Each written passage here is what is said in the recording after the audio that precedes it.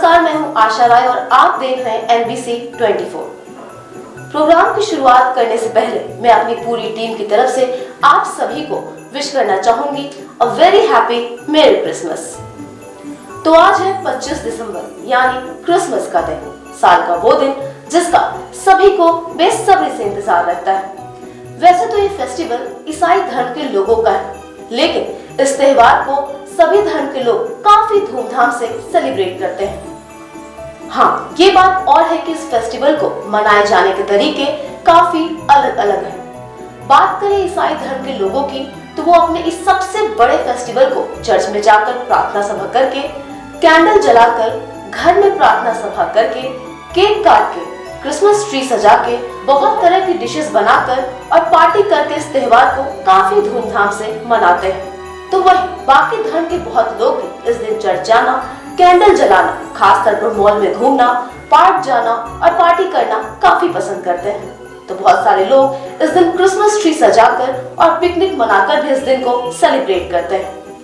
लेकिन क्या आपने कभी सोचा कि आखिर क्रिसमस 25 दिसंबर को ही क्यों मनाया जाता है और इस फेस्टिवल का क्या महत्व है? तो चलिए इस प्रोग्राम में आपको बताते हैं इस फेस्टिवल से जुड़ी कुछ दिलचस्प बातें। सबसे पहले आपको बताते हैं आखिर 25 दिसंबर को क्यों मनाते हैं क्रिसमस, क्या है इसके पीछे की कहानी।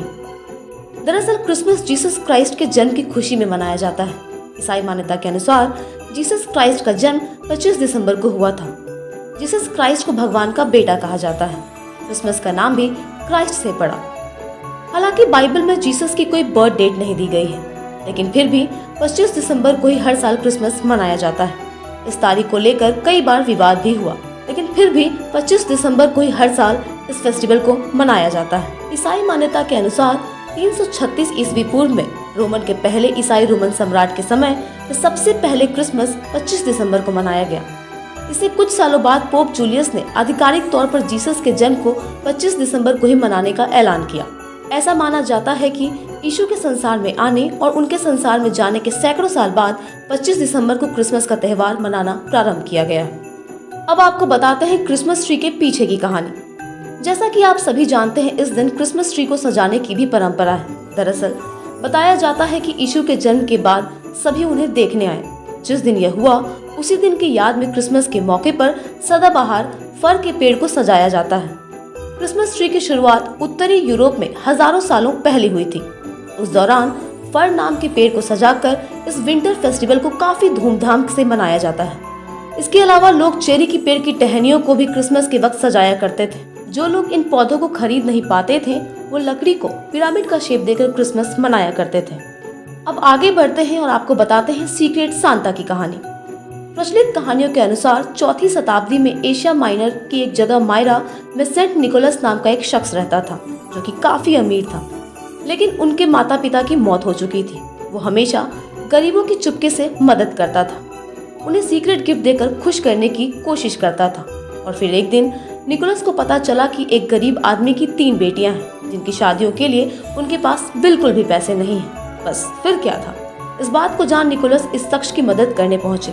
एक रात वो इस आदमी की घर की छत में लगी चिमनी के पास पहुंचे और वहां से सोने से भरा बैग डाल दिया। उस दौरान इस गरीब शख्स ने अपना मोजा सुखाने के लिए चिमनी में लगाकर रख दिया। इस मोजे में अचानक सोने से भरा बैग उनके घर में गिरा मिला। ऐसा एक बार नहीं बल्कि 3 बार हुआ। आखिरी बार में इस आदमी ने निकोलस को देख ही लिया। निकोलस ने ये बात किसी को न बताने के लिए कहा, लेकिन जल्द ही इस बात का शोर बाहर हुआ। उस दिन से जब भी किसी को कोई सीक्रेट गिफ्ट मिलता है, सभी को लगता है कि ये निकोलस ने ही दिया है। इसके बाद से ही पूरी दुनिया में क्रिसमस के दिन मोजे में गिफ्ट देने यानी सीक्रेट सांता बनने का रिवाज शुरू हुआ। तो ये थी इस दिन से जुड़ी कुछ दिलचस्प बातें। आपको हमारे प्रोग्राम कैसा लगा, अपने राय जरूर शेयर कीजिएगा। फिलहाल तो आप सभी को wishing you a very happy and blessed Christmas.